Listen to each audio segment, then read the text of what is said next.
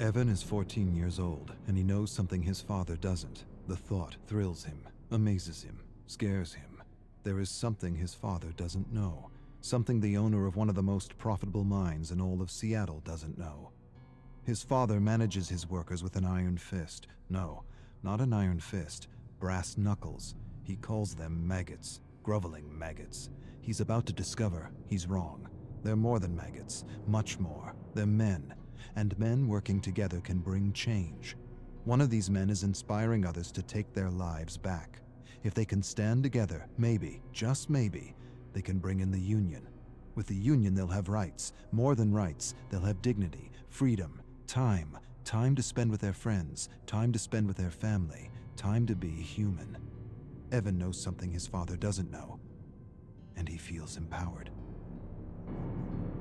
Evan's father thrusts him to the ground, calls him weak, tells him he's got to stop being so nice to the maggots, stop talking to them, stop helping them, keep them in line, break them, let them know who's boss. If you give them an inch, they'll take a yard. They're just using you. Evan knows better than to say anything. His father punched and broke his jaw last year when he showed weakness. This year, he'd rather not sip dinner through a straw. This year, he holds back, bites his tongue. He wants to tell his father about the union, but doesn't. He feels ashamed, torn between his loyalty for his father and his friends. Bob, Tom, Jim, they deserve more. Evan enjoys creating something from nothing. He's not an artist, but he enjoys sketching, and he hides his sketches from his father. His father forbids sketching. Sketching is for weaklings, vagabonds, gypsies. He wants Evan to do worthy things. He drags Evan to his most profitable mine. He teaches him how to manage maggots. He's hands-on, very hands-on, abusive, violent, brutal.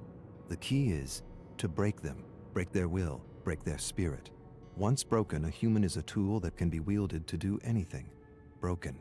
It's what he did to his mother. It's what he's doing to him. But Evan still sketches.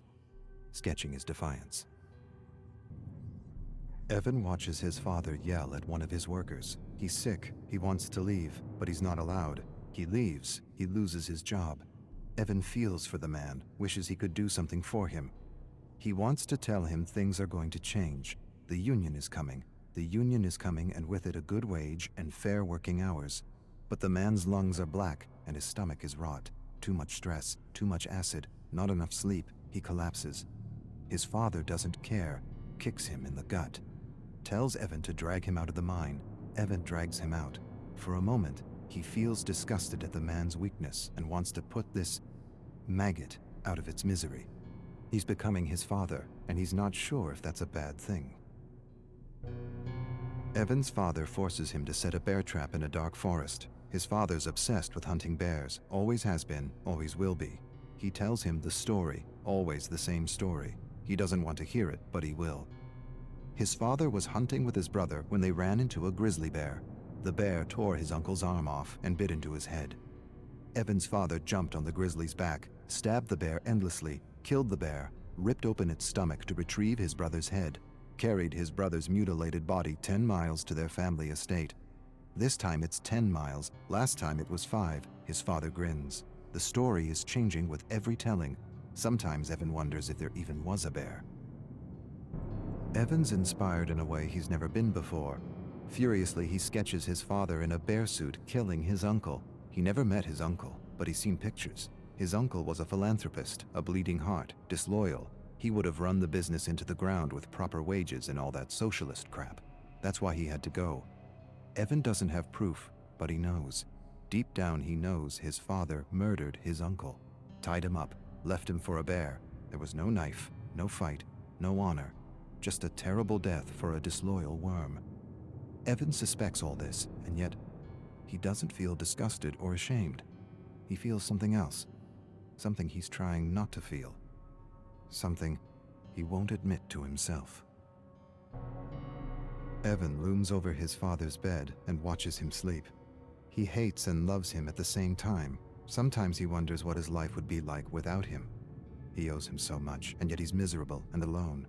He raises a massive gray stone and holds it there for a long minute that feels like forever. He could be free, truly free. But he can't. Not like this. He He could free himself in other ways. Accidents happen, hunting accidents, mining accidents. He could lure him into the bowels of the mine and ignite a stick of dynamite. No way he'd survive. But despite it all, Evan can't do it. His love is bigger than his hate. He owes him too much.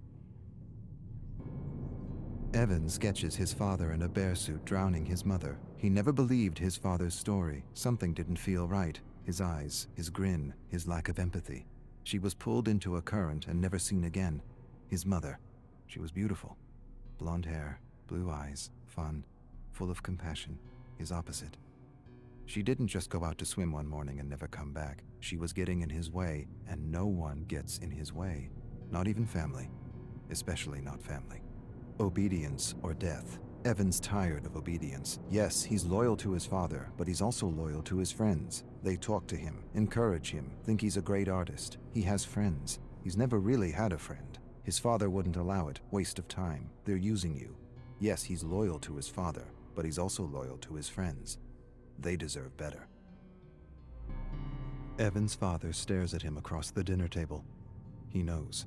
Maybe he doesn't know, but he senses something's amiss. He has that look in his eye, that look that tells Evan he's in for it. He chews on a fatty piece of rabbit and hopes his father doesn't say anything. He should have known better than to keep something from him. His father knows. He always knows.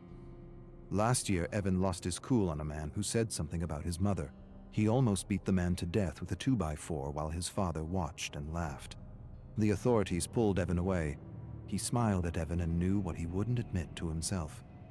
He enjoyed beating on that man, not because of the insult, not because he felt threatened, but because he felt powerful. His father smiled.